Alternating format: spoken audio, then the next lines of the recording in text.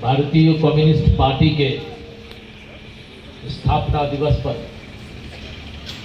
यहाँ उपस्थित हमारे तमाम पार्टी के साथीगण, सहयोगीगण, समर्थकगण,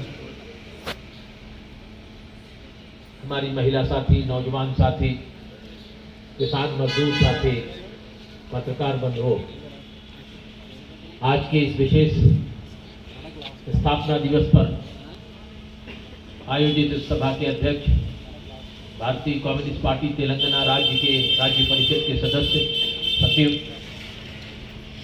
साथी चाडा वेंकट रेड्डी, हमारी पार्टी के राष्ट्रीय कार्यकारिणी नेशनल एग्जीक्यूटिव के सदस्य, साथी अजीज पाशा, पार्टी के राज्य सह सचिव साथी पल्ला रेड्डी,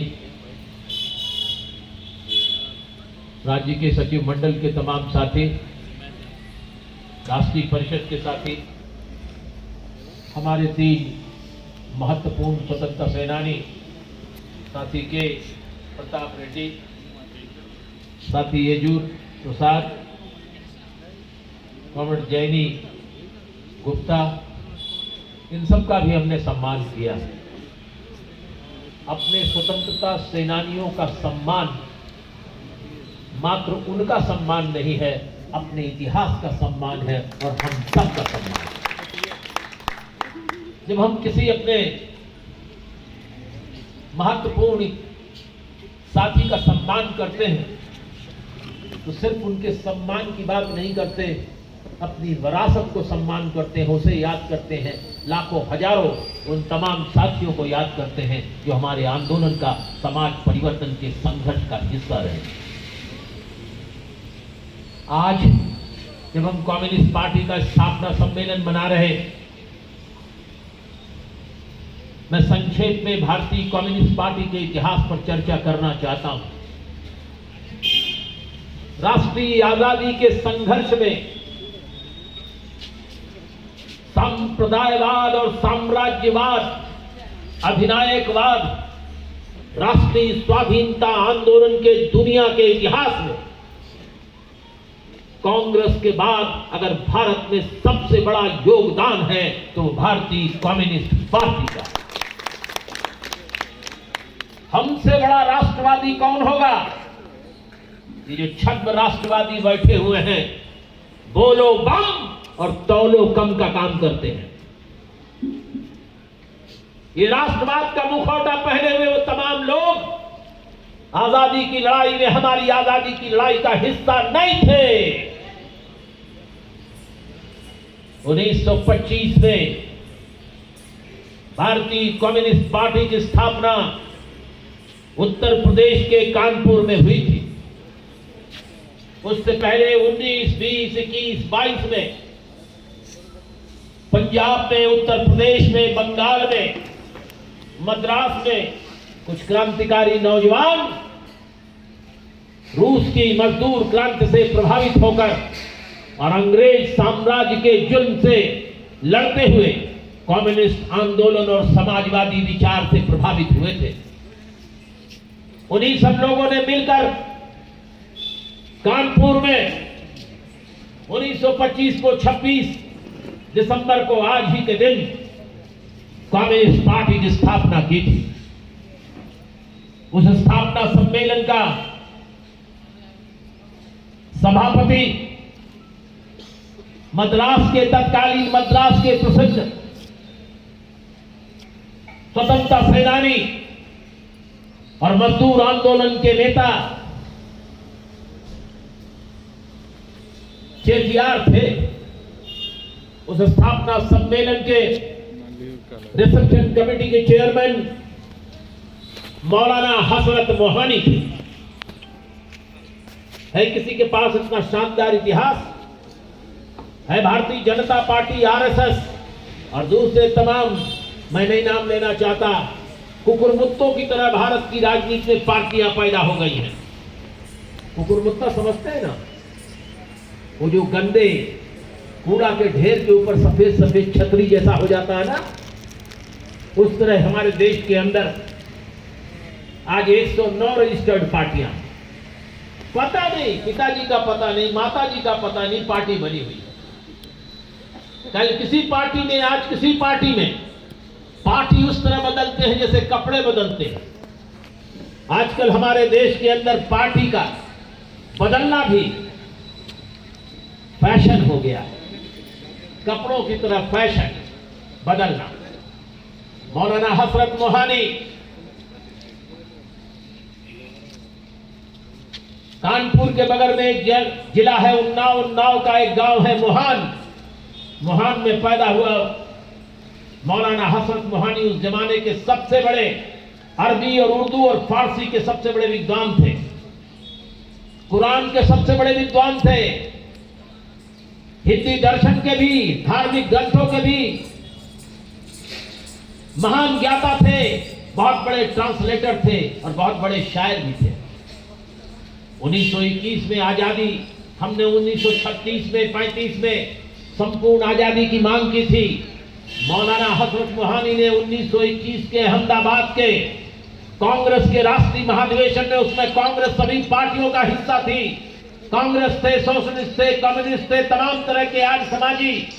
कांग्रेस पार्टी एक बड़ा प्लेटफॉर्म थी, उस प्लेटफॉर्म के अंदर राष्ट्रीय आजादी के सवालों को लेकर चर्चा किया करते थे।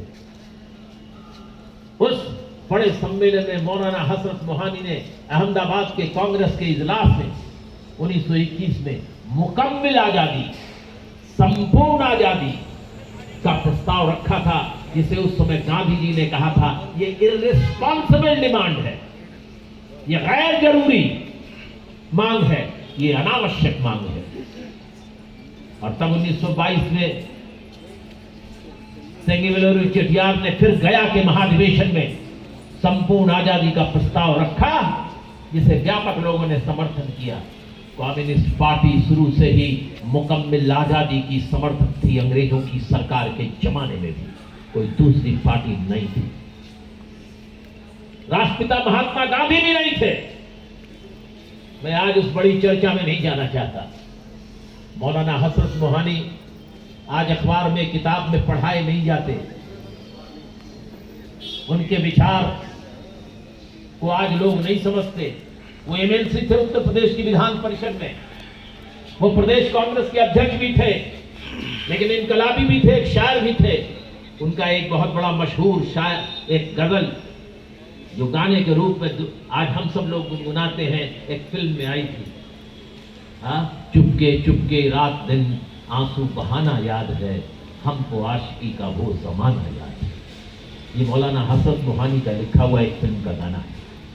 हम इस बात को कहते हैं कि भारत के अंदर कम्युनिस्ट पार्टी ने तमाम वो आजादी के दीवाने ही नहीं पैदा किए जिन्होंने हमारी आजादी की लड़ाई को एक नया रास्ता और एक नए मायने दिए। आप भूल सकते हैं बाबा सोहन सिंह भखना को, आप भूल सकते हैं मेरठ कॉन्स्पिरेसी केस के उन तमाम नेताओं को, आप भूल जाएंगे कानपुर षड्यंत्र केस को, जिसको अंग्रेजों ने कम्युनिस्टों के खिलाफ, प्रगतिशील लोगों के खिलाफ, आजादी के मतवालों के खिलाफ कानपुर कॉन्स्पिरेसी केस, मेरठ षड्यंत्र केस, लाहौर षड्यंत्र केस, मैनपुरी षड्यंत्र केस, गया षड्यंत्र केस, कितने मुकदमे कम्युनिस्टों के खिलाफ अंग्रेजों ने लगाए थे। 10-10, 15-15, 20-20 साल जेलों में भेजे। अंडमान की जेलों में बाबा सोहन सिंह भखना, बाबा संतोख सिंह, कितने बड़े बड़े क्रांतिकारी 20-20, 30-30 साल जेलों में रहे। आजादी के बाद चंद्रशेखर आजाद, भगत सिंह, सुखदेव, राजगुरु, पंडित राम प्रसाद बिस्मिल, अशफाक उल्लाह ठाकुर, रोशन सिंह की कतार के सारे लोग जो अंडमान की जेल में 25, 30, 40 साल अपनी जवानी के जिन्होंने खपा दिए, 47 की आजादी के बाद 650 लोग जो अंडमान की जेल से निकले वो कांग्रेस पार्टी में नहीं गए। 450 लोग भारतीय कम्युनिस्ट पार्टी इस मखदूम की पार्टी में शामिल हुए। ये आजादी का इतिहास, ये संघर्षों का इतिहास, ये आजादी का इतिहास। सारे वो लोग जो नेताजी सुभाष चंद्र बोस के साथी थे, आईएनए के, इंडियन नेशनल आर्मी के, वो सब कम्युनिस्ट पार्टी में आए। वो गाना जो राष्ट्रीय आजादी में Indian National Army Netaji Subhash Chandra Bose का गाना था, आजाद हिंद फौज का, कदम कदम बढ़ाए जा, खुशी के गीत गाए जा, ये जिंदगी है कौम की, तू कौम पर लिखाए जा, ये और किसी का नहीं लिखा, ये कम्युनिस्टों का लिखा है। जो आज आरएसएस के लोग सड़क पर राष्ट्रवाद की बात करते हैं, ये 70 साल, आज उनको भी 95 साल आरएसएस को हो गया, वो आज तक कोई राष्ट्रवाद का गीत नहीं लिख सके। आज भी जब उनका पथ प्रदर्शन होता है, सड़क पर वो मार्च पास्ट करते हैं, तब किसका गाना गाते हैं? कम्युनिस्टों का लिखा गाना गाए। गीतकार प्रदीप का गाना गाते हैं, ऐ मेरे वतन के लोगों जरा आंख में भर लो पानी में। ये कैसी 5 कोख है राष्ट्रीय स्वयंसेवक संघ की, जो राष्ट्रवाद के नारे के बावजूद भी आज तक एक राष्ट्रीय गीत नहीं लिख सकी। कहते हो वंदे मातरम, लेकिन एक गीत नहीं लिख पाए इन 75 सालों में, 80 सालों में, 90 सालों में। हमने तो लिख दिया। हमको कहते हो कि हम धर्म से ताल्लुक नहीं रखते, हम ये कहना चाहते हैं कि हम सब धर्मों का आदर करते हैं। कम्युनिस्ट धर्म विरोधी नहीं है, कम्युनिस्ट हर धर्म का सम्मान करते हैं, चाहे वो हिंदू हो चाहे मुसलमान हो। हम कुरान शरीफ की भी उतनी ही इज्जत करते हैं जितनी रामचरितमानस और श्रीमद् भागवत गीता और बाइबल भी करते हैं, और दूसरे और धर्मों की करते हैं। तुम तो लिख नहीं पाए, हमने तो लिख दिया। तुम कहते हो हम माँ बहनों की इज्जत नहीं करते, हमने तो लिख दिया। हमारे शायर, हमारी पार्टी के शायर ने, कैसी आदमी ने लिख दिया। देशभक्ति की बात हमसे सीखो ना। अपने खून से जमीन पर खींच दो लकीर, इस तरफ आने न पाए रावण कोई, हाथ उठे जो हाथ तोड़ दो उसका, सीता का दामन छूने न पाए कोई। ये हमने लिख दिया, तुम लिख पाए? तुम तो बंटवारे की बात करते हो। तुमने हरिद्वार में परसों नरसों तुम्हारे लोगों ने किस तरह की स्पीच की है, मैं आज इसका जिक्र इसलिए करना चाहता हूं।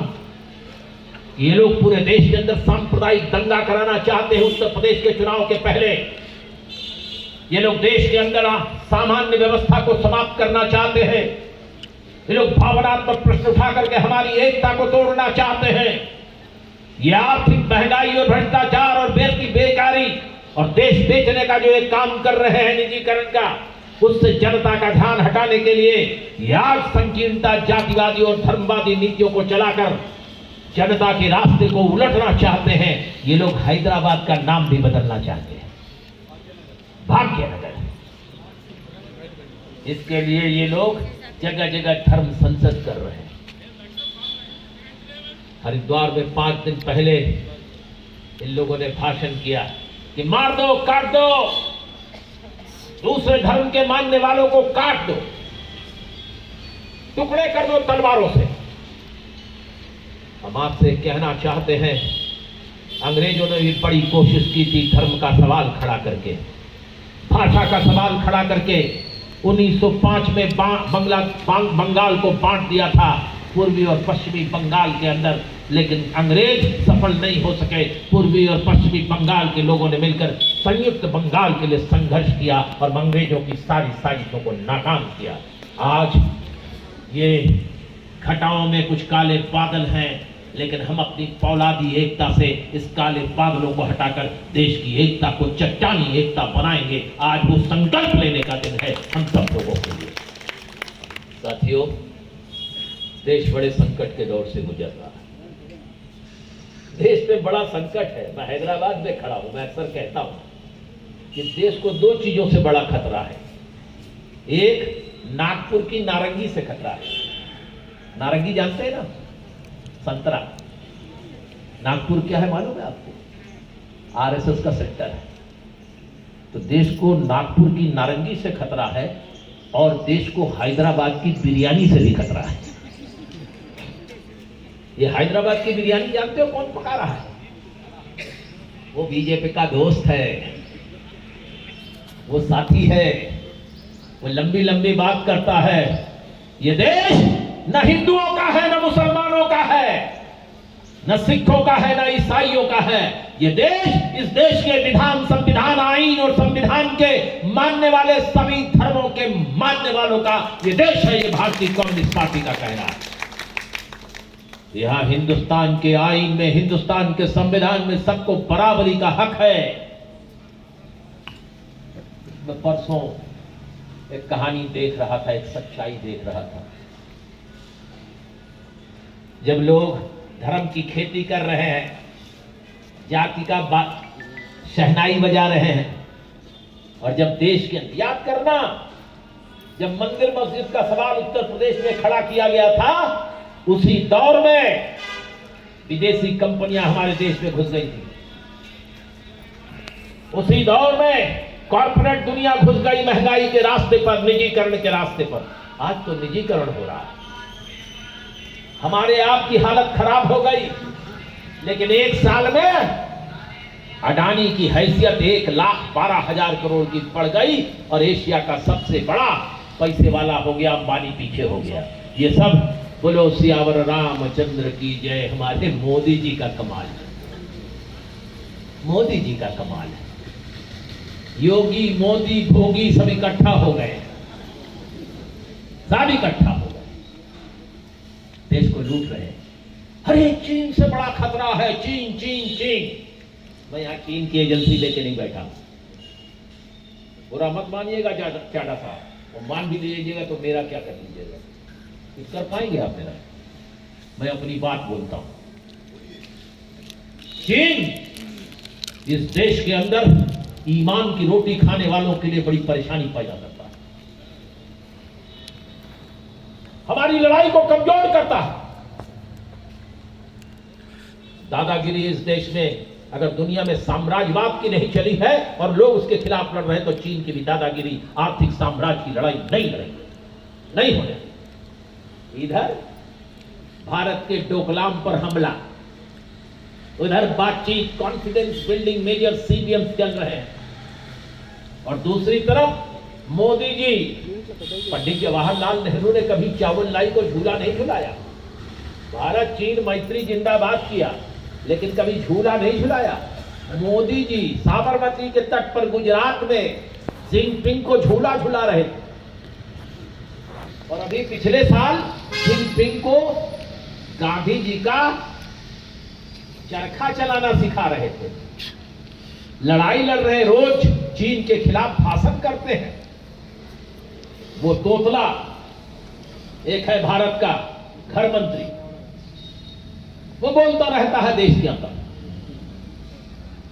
प्रधानमंत्री जी आप चीन के खिलाफ दिन भर भाषण करते हैं, आपके नेता भाषण करते हैं, आपके छुटभैये आरएसएस के नेता भाषण करते हैं, लेकिन आप इस देश के अंदर चीन की आर्थिक नीतियों को बढ़ा रहे हैं, चीन की आर्थिक लूट को इजाजत दे रहे हैं। सन 2021 में जानते हैं भारत और चीन का व्यापार, भारत और चीन का व्यापार 100 अरब डॉलर का हो गया, कभी नहीं था इतना। पिछले एक साल में भारत चीन का आर्थिक साझा 56% बढ़ गया है। हमारा ट्रेड का बैलेंस चीन से 36% घट गया है। जितना ट्रेड का बैलेंस चीन के पक्ष में चला गया है भारत का, उतना सिर्फ हमारे भारत का एक साल का रक्षा व्यय है, डिफेंस एक्सपेंडिचर है। ये बड़ा खतरा है, ये बड़ा खतरा है। मैं सवाल खड़ा कर रहा हूं आज पार्टी के स्थापना दिवस पर। छोड़ दो इस बात को कि चीन में कम्युनिस्ट पार्टी का शासन है और कम्युनिस्ट पार्टी के स्थापना सम्मेलन।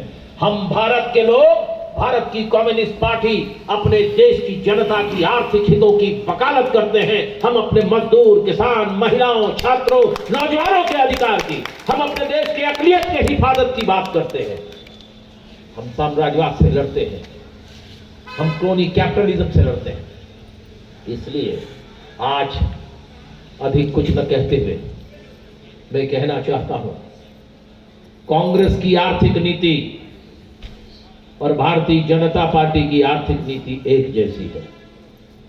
बड़ा अजीब है। भारत के भूतपूर्व वित्त मंत्री, गृह मंत्री, कांग्रेस पार्टी के सितारे हिंद चिदंबरम साहब कहते हैं मोदी जी से कि देश की अर्थव्यवस्था बड़ी खराब है, इसलिए जल्दी से जल्दी सार्वजनिक क्षेत्र को बेचो और बेच करके आर्थिक भरपाई करो। और राहुल गांधी कहता है हम देश के सार्वजनिक क्षेत्र की रक्षा करेंगे। ये अजीब बात है, चोर से कहो चोरी करते रहो और साहूकार से कहो चाटते रहो। ये दोहरी नीतियों से देश नहीं चलेगा। देश के किसानों ने एक संघर्ष करके एक नया इतिहास बनाया है। देश के मजदूर भी अपने संघर्षों को लेकर के, अपनी मांगों को लेकर लड़ रहे हैं। बैंक बीमा के लोग भारत की आर्थिक स्वतंत्रता की हिफाजत के लिए लड़ रहे हैं। 2 दिन की बैंक कर्मियों की हड़ताल, ट्रेड यूनियनों का उनका समर्थन, बीएसएनएल को बचाने की लड़ाई ऐतिहासिक है। और आने वाले 15-16 फरवरी को फिर से बोझ जी लड़ेंगे ना। सारे देश के सार्वजनिक क्षेत्र के कर्मचारी इकट्ठा होकर देश को आजादी, देश की आर्थिक आजादी को गिरवी रखने के खिलाफ संघर्ष करेंगे। आइए, आज आप कल के स्वतंत्रता सेनानी थे, आज भी आप हमारे साथ हैं। और आज अगर भारतीय कम्युनिस्ट पार्टी तमाम जनता, मजदूरों, किसानों, नौजवानों, विद्यार्थियों, महिलाओं के साथ मिलकर देश की आर्थिक आजादी के लिए लड़ रहे हैं, तो आज की आजादी की लड़ाई के स्वतंत्रता सेनानी आप हैं। आइए देश की हिफाजत मजबूती के साथ करें। ये बात मैं आपसे कह करके अपनी बात खत्म करना चाहता हूं। खामोश रहिए लेकिन लड़ते रहिए, परेशान मत होइए, ये सरकार भी जाएगी। मुझे एक पुरानी फिल्म का गाना अजीत पाशा जी याद आ रहा है, जो बहुत लोगों को एक नया उत्साह देता है। ये चारों तरफ गम की अंधेरी है रात, महंगाई, बेकारी, दमन सब तरफ है। गम की अंधेरी रात में दिल की लगी से प्यार कर। दिल की लगी क्या है? सोशलिज्म। गम की अंधेरी रात में दिल की लगी से प्यार कर, और सुबह जरूर आएगी, सुबह का इंतजार कर, सुबह का इंतजार कर। बिना इंतजार किए कुछ नहीं होगा। इसलिए आइए इस नए संघर्ष को तेज करें। देश की आजादी को बचाएंगे, देश की एकता को बचाएंगे, सांप्रदायिक सद्भाव को बचाएंगे, भारत के स्वाधीनता आंदोलन के इतिहास को बनाएंगे। हम चौरी चौरा कांड के उन किसानों के संघर्षों को भी नई परिभाषा देंगे। हम मेरठ षड्यंत्र केस के उन रणबांकुरों ने जिन्होंने कम्युनिस्ट आंदोलन को नई दिशा दी, उनको भी याद करेंगे। हम किसान, मजदूर, नौजवान, विद्यार्थियों को याद करेंगे। बदलाव होगा। लोग कहते हैं कम्युनिस्ट कहां है? अरे आंख के अंधों, दिमाग के पैदल लोगों, अखबार पढ़ो। 4 दिन पहले क्या हुआ चिली में? ब्राजील के बगल का एक देश है, लैटिन अमेरिका का, 35 साल का एक नौजवान, चिली एक बड़ा देश है, खड़ा हुआ और कहने लगा ये देश के अंदर जो अमेरिका की पपट सरकार है, ये देश के अंदर शिक्षा का व्यापारीकरण कर रही है, ये अस्पतालों को निजी हाथ में दे रही है, ये सार्वजनिक क्षेत्र का निजीकरण कर रही है, ये पूंजीवाद को बढ़ावा दे रही है, ये महंगाई बढ़ा रही है, बेकारी बढ़ा रही है। इस सरकार को बदलो। और चुनाव आया, 35 साल के उस कम्युनिस्ट नौजवान ने चिली की सरकार को बदलकर लाल झंडे की सरकार स्थापित कर दी। इससे बदलाव यहां भी होगा। आओ हम सब मिलकर के अपनी फौलादी एकता को मजबूत करें। कल हमने अंग्रेज साम्राज्य को हराया था, आज हम क्रोनी कैपिटलिज्म और कॉर्पोरेट वर्ल्ड को हटा करके समाजवाद को इस देश में लाएंगे, क्योंकि 135-40 करोड़ लोगों की जीवन की हिफाजत पूंजीवाद नहीं कर सकता, समाजवाद कर सकता। आइए इस अहम संकल्प के साथ एक बार नारा लगाएं। क्या नारा लगाएं? हम एक नया नारा दे रहे हैं, और वो नारा है, हम ये कहते हैं कि जुल्म का सीना चीर के देखो, नया सवेरा झांक रहा है। Torn all sorts of indiscrepancies, and you will find a new horizon is coming out from that. आइए इस नए नारे के साथ हम एक बार ये कहें, हमने तब भी नारा दिया था आजादी की लड़ाई में, धन और धरती फट के रहेगी, रात अंधेरी कट के रहेगी। तब भी हमने नारा दिया था, जो धरती को जोते बोए वो धरती का मालिक होए। और इसी नारे के तहत देश के ग्रामीण भारत ने मजदूरों, खेत मजदूरों, किसानों ने मोदी की सरकार को 3 कानूनों को वापस लेने के लिए मजबूर किया है। इसलिए आइए अपनी एकता को मजबूत करते हुए जरा नारा लगाएं, इंकलाब जिंदाबाद, इंकलाब जिंदाबाद, भारतीय कम्युनिस्ट पार्टी जिंदाबाद। जय हिंद साथियों।